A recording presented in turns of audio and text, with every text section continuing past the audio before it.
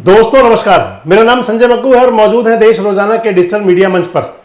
चुनाव प्रचार पूरे शबाब पर है, चुनाव पूरे जोरों पर है। लोकसभा चुनाव 25 मई को मतदान होगा हरियाणा की 10 सीटों के लिए, और हरियाणा की एक एक लोकसभा सीट के लिए दोनों पार्टियां अपनी पूरी कुव्वत भिड़ा रही हैं, पूरी जद्दोजहद में हैं, कांग्रेस और भारतीय जनता पार्टी। हालांकि चुनाव जननायक जनता पार्टी भी लड़ रही है, चुनाव इंडियन नेशनल लोकदल भी लड़ रही है, चुनाव कहीं कहीं बीएसपी भी लड़ रही है, चुनाव कहीं कहीं एनसीपी भी लड़ रही है, क्षेत्रीय पार्टियां जो छोटी बन जाती हैं वो भी हैं, और इसके साथ साथ निर्दलीय भी हैं। लेकिन मुख्य मुकाबला हर एक लोकसभा सीट पर भारतीय जनता पार्टी और कांग्रेस के बीच है। 2019 के चुनाव के अंदर भारतीय जनता पार्टी ने हरियाणा के अंदर पहली बार अपने बूते 10 के 10 लोकसभा सांसद जीत लिए थे, सारी सीटें जीत ली थी, सभी सांसद बन गए थे 10 के 10 कमल खिल गए थे। और अब जब 2024 का चुनाव है तो बीजेपी के लिए बड़ी चुनौती है 10 कमल खिलाने की फिर से, और बीजेपी को तो 11वां कमल खिलाने की भी चुनौती है, क्योंकि 11वां कमल भी उनका था करनाल विधानसभा। और कांग्रेस के लिए भी चुनौती है कि उन 11 जगहों पर हाथ की मौजूदगी का एहसास करवाएं, उन 11 जगह पर 11 सीटों पर 10 लोकसभा और 11वीं करनाल विधानसभा जो सभी बीजेपी के पास थी, अपनी मौजूदगी दर्ज करवाएं, वहां पर कैसे कैसे अपना परिणाम अपने पक्ष में लेकर के आए। जद्दोजहद जारी है, सभी अपनी कुव्वत कर रहे हैं। लेकिन इस सब के बीच हम आपसे कई बार बात करते हैं कि कौन सी लोकसभा पर स्थिति कैसी है, क्या हो सकता है, हालात कैसे बन रहे हैं। मैंने आपसे पिछले दिनों में हिसार के बारे में भी चर्चा की थी, सिरसा के बारे में की थी, सोनीपत के बारे में की थी, कुरुक्षेत्र के बारे में की थी, फरीदाबाद की है। आज मैं आपसे बात कर रहा हूं भिवानी महेंद्रगढ़ लोकसभा। भिवानी महेंद्रगढ़ लोकसभा 2009 से अस्तित्व में आई, आपसे कई बार बात हुई है। लगातार 2 बार से वहां सांसद हैं, 2014 और 2019 चौधरी धर्मवीर, और तीसरी बार हैट्रिक लगाने के लिए फिर मैदान में हैं बीजेपी के टिकट पर। 2009 का चुनाव यहां से श्रुति चौधरी जीती थी। इस लिहाज से 2009, 2014 और 2019 3 चुनाव हो चुके हैं, 2024 का चल रहा है।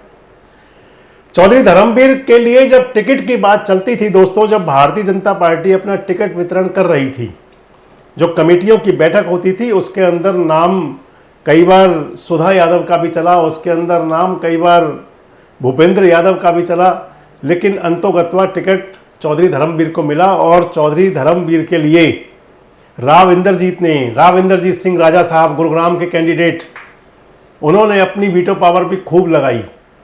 कह देते थे कि टिकट किसी को दिलवा लोगे, वोट कहां से लाओगे, और बहुत अच्छे उनके शुभचिंतक माने जाते हैं, दोनों साथ मिलकर काम करते हैं। नामांकन के लिए चौधरी धर्मवीर के नामांकन के लिए राव इंद्रजीत नहीं पहुंच पाए थे, तो बाद में उसका गिला भी किया। सुभाष बराला के बारे में बोला भी सही, मैंने इस वीडियो में बताया था, आप देख सकते हैं इसके अंदर कमेंट्स बॉक्स में जाकर के भी। और उस मामले को देख करके माना जा सकता है कि धर्मवीर के सबसे बड़े खिवैया राव इंद्रजीत सिंह हैं। दूसरी तरफ कांग्रेस के कैंडिडेट हैं रावदान सिंह।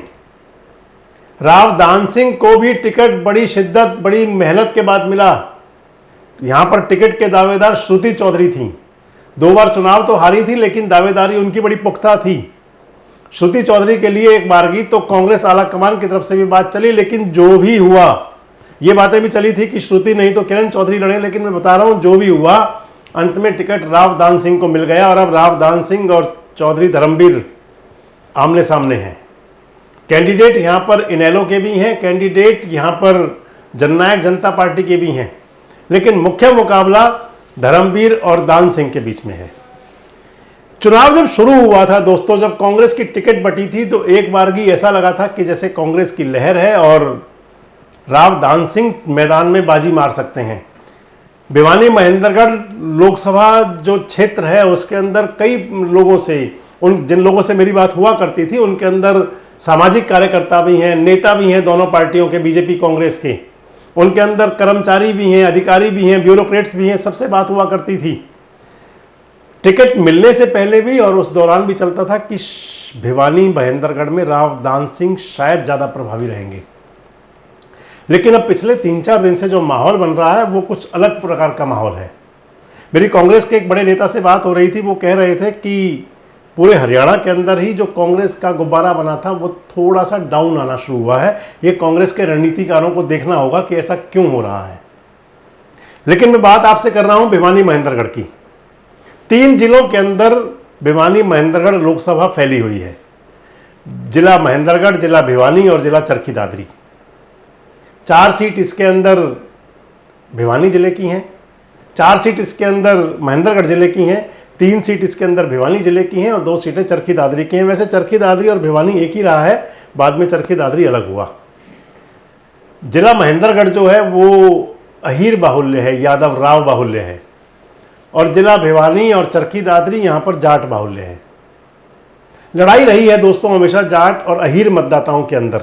कहते हैं कि अहीर मतदाता जाट नेता को आसानी से वोट नहीं देते और जाट मतदाता अहीर नेता को वोट देने से बड़ा हिचकते हैं। 3 बार की जो यहाँ पर स्थिति बनी, एक बार चुनाव जीती यहाँ पर श्रुति चौधरी और 2 बार चुनाव जीते यहाँ पर चौधरी धर्मवीर। इस लिहाज से तो लगता ये था कि बाजी जो जा सकती है वो अगर राव मतदाता कैंडिडेट होते हैं, अहीर कैंडिडेट होते हैं तो उनकी तरफ भी जा सकती है, और लगता है कांग्रेस ने इसी सोच से टिकट दिया था।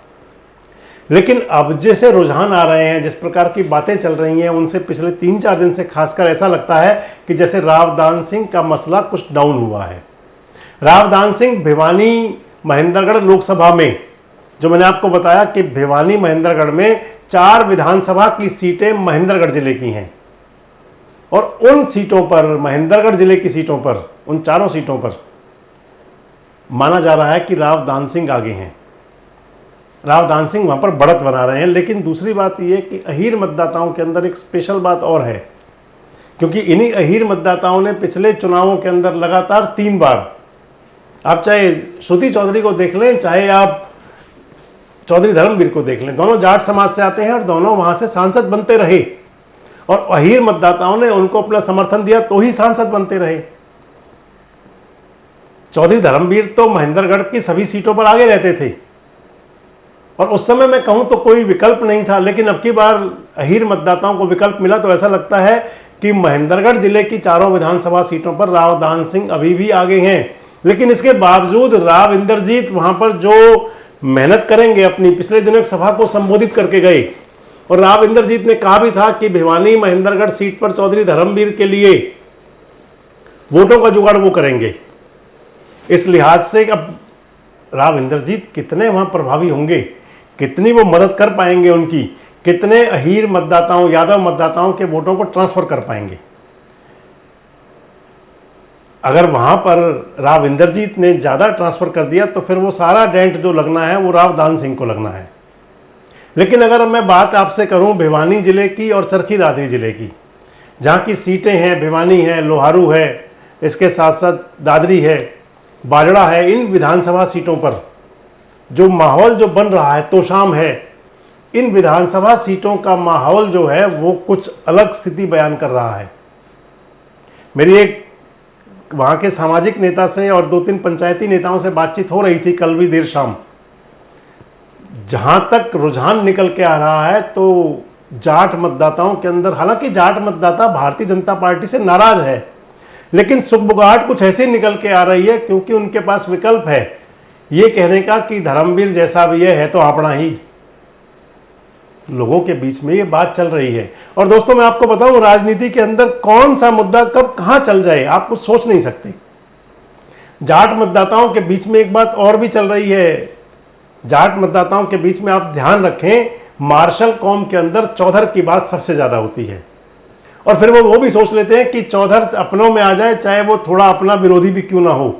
और एक सामाजिक उक्ति है, कहा जाता है ना कि अपना मारता है तो छांव में डालता है। तो इन सबको देख के 5-4 बातें जो लगती हैं, और जो मैं आपको बता रहा हूं कि पिछले 3-4 दिन से जो है, दीपेंद्र हुड्डा कल गए हुए थे समर्थन करने के लिए, रावदान सिंह के समर्थन में सभाएं भी की हैं उन्होंने, भूपेंद्र हुड्डा ने भी की हैं।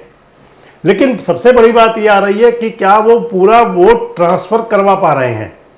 और ऊपर से दीपक बाबरिया का वो लेटर जिसके अंदर किरण चौधरी को ये मिल गया कि भाई आप अपना तोशाम ही देख लो। अब तोशाम के अंदर भी अनिरुद्ध चौधरी भी हैं और किरण चौधरी भी हैं, चाची भतीजे हैं, दोनों पर हैं, दोनों अलग अलग लड़ाई है दोनों की आपस में। इन सब बातों से लगता है कि क्या दान सिंह को, जाट मतदाताओं का, राव दान सिंह को वो समर्थन मिल पाएगा। और जिसके लिहाज से मैं कह रहा हूं कि 3 दिन से कुछ कंडीशन ऐसी लगती है कि जैसे राव दान सिंह की कुछ डाउन हुई है। चाहे वो तोशाम विधानसभा हो, चाहे बागड़ा, चाहे चरखी दादरी, चाहे भिवानी। एक भिवानी विधानसभा सीट, क्योंकि वो शहरी विधानसभा सीट है, वहां धर्मवीर वैसे आगे रहेंगे।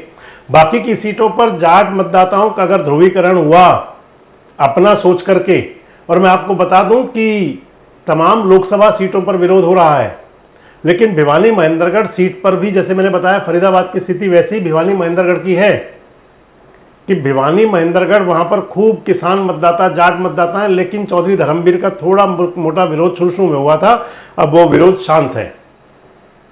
इन सब लिहाज से ऐसा लगता है कि क्या राव दान सिंह आगे तक अपना टंपू बना पाएंगे। इन सब बातों को देखते हुए क्या भिवानी और चरखी दादरी जिले की 5 विधानसभा सीटें अगर राव दान सिंह ने वहां पर अपना पैर ढंग से नहीं जमाया तो फिर समस्या बन जाएगी। और दूसरी बात जो सबसे मुख्य चलता है, अगर जाट मतदाताओं में ये कहीं चल पड़ा कि उनको, यानी कि राव दान सिंह को वोट देने के बाद चौधर खिसक जाएगी, तो फिर चुनाव परिणाम कुछ और हो सकता है। कमेंट्स बॉक्स में आप भी बताएं कि आखिर क्या हो सकता है और भिवानी का चुनाव परिणाम कैसा रहेगा। जुड़े रहें हमारे साथ, देखते रहे देश रोजाना। हमारे साथ जुड़े रहने के लिए देखते रहिए देश रोजाना का YouTube चैनल सब्सक्राइब कीजिए। साथ ही देश रोजाना की खबरें सबसे पहले देखने के लिए प्रेस कीजिए बेल आइकन।